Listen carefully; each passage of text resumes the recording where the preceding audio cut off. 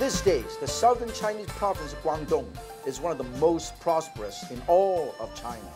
There's plenty of farming, all kinds of rich food traditions, and more than ever, a boom in light industry.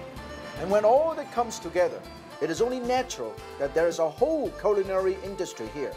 Everything from knife making to making fermented black beans. There's even an entire city that specializes in that one Chinese cooking tool that can give everyone from a master chef to a home cook an edge in the kitchen. Of course, I am talking about the Chinese cleaver. Jiang is a friendly city to the world. It is also the culinary capital of China.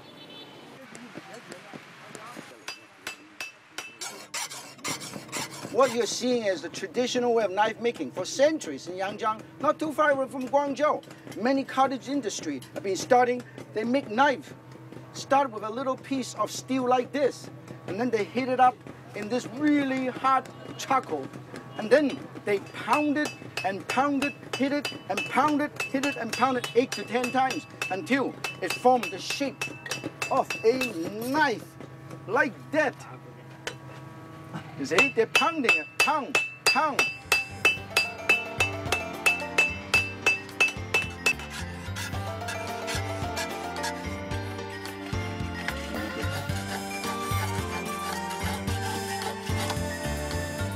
Every day, they only make about 8 to 10 of these. They don't make too many. That's the reason why these are very precious.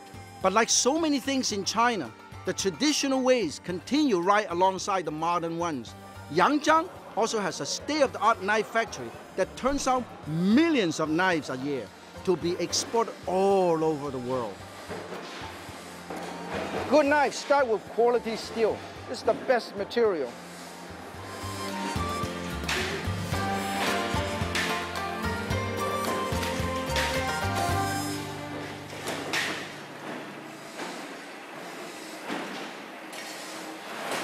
This is a different knife. The factory, Shibaozi, made. Once the knife is stamped and flattened, you punch a hole here for the handle. Next, the knives are ground and polished over and over until they are razor sharp. Even though the process is mechanized, it will still take the hand and eye of an experienced craftsman to make sure each knife is perfectly honed. Talking about cutting-edge technology, they use lasers to engrave the name of the company on every knife. Now that I've got a brand new cleaver for my collection, I'm going to check out another kitchen essential and another specialty of the region. It is one of the most popular seasonings of my hometown, Guangzhou, fermented black beans, an intense, salty, magical ingredient that packs a big punch of flavor. Let's see how they're made. It all started out with black beans directly from the farm. See, this is how it looks like when you open up 2 black beans from inside like this. See it? And these are pretty small, very hard, very firm. This is the beginning of the salted black bean. The beans get a good soaking in water for 2 to 3 hours.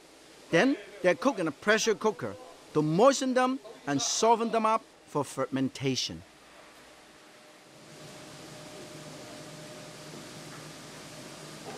After pressure cook, you spread all these cooked beans in this bamboo tray and spread it out nice and evenly and push it in and let it ferment it without adding any mold or microorganism. Let it naturally ferment for about 5 to 6 days.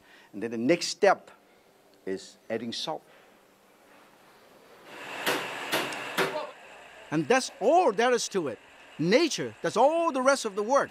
But even though the process may be simple, the technique is an ancient art. The secret recipe is fermented properly at the right amount of salt and fermented under the sun for the right amount of time. That's the secret of their success.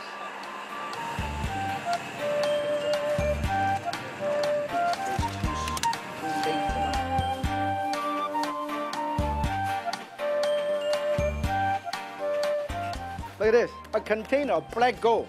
This is used by many chefs in Guangzhou, my hometown, and many great chefs around the world.